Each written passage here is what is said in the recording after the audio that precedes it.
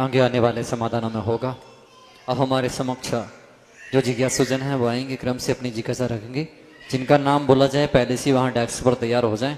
सर्वप्रथम जिज्ञासा के लिए आ रहे हैं मुनिश्री सहज सागर जी महाराज के सौरभ भैया। इसके बाद तैयार रहेंगी श्रीमती सुमन जैन।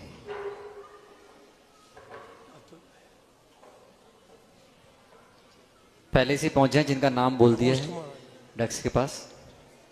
नमस्ते महाराज जी। नमस्ते महाराज जी। एक छोटी सी जिज्ञासा है कि ये मंदिरों में जो बोर रहते हैं, मंदिरों में बोर रहते हैं, बोर पानी के, उसी लेजम से द्रव्य धोई जाती है, उसी पानी से, उससे ही धोती, उससे ही मंदिर सब।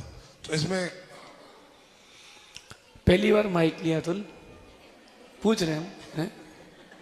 कोई नहीं, रोज रोज लो तो आदत हो जाएगी। सुनो, इधर देखो, इधर देखो।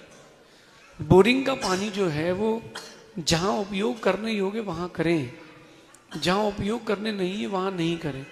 वास्तविकता में जहां पानी छान के उसकी बिलछानी डाल पाए, जहां पानी छान करके बिलछानी डाल पाए वो पानी उपयोग करने योग्य है। मंदिर में भी, घर में भी। ये आपकी निजी व्यवस्था है। कम से कम जहां उनकी शुद्धि का ध्यान रख सकते वहां तो रख ही लें। कम से कम भगवान के अभिषेक में, गुरुओं की चर्या में, कुएं का पानी या फिर नदी आदि का पानी जो छान सकते हैं, बरसात का पानी है, उनका प्रयोग करें। बाकी जगह तो कोई बाधा नहीं कर सकते। एक किसी ने वक्तव्य दिया कि बोरिंग का पानी खून के समान है, और बड़ी सभा में उन्होंने वक्तव्य दिया जो महाराज जी थे। एक माँ खड़ी हो गई तो बोले फिर आप जो खून से धुले हुए वस्त्रों से आहार लेते हो क्या? आप अपनी बात की पुष्टि के लिए अपन किसी के लिए गलत नहीं कह सकते। वो उससे आप परिचर्या करते, बाकी चीज़ें कर लें, लेकिन जहाँ आहार की बात आती है, अभिषेक की बात आती है, वहाँ पूरी शुद्धि रखें।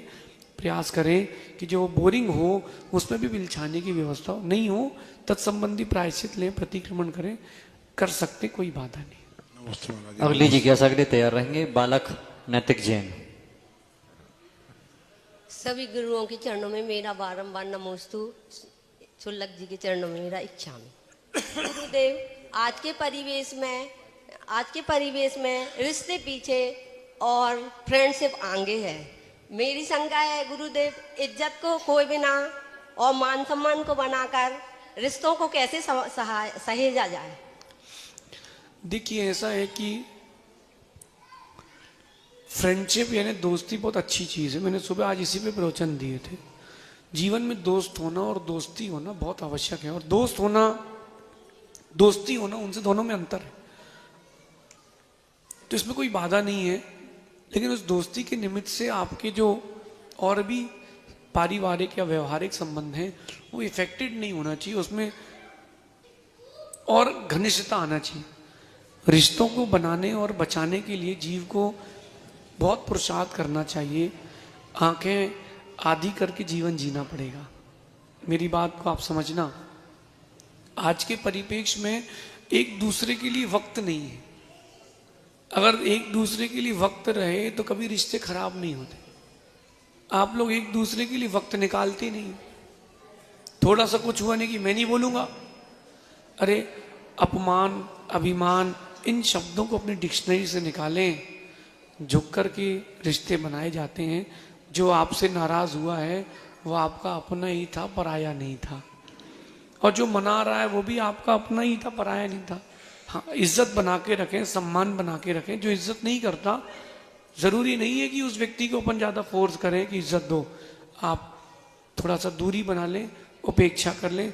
थोड़ा दूरी बना लेंगे, अपने आप सब सरेंडर हो जाएंगे। एक बच्चा माँ से रूठ गया और उसकी माँ कह रही महाराज जी वो मान नहीं रहा। मैंने कहा मना लो।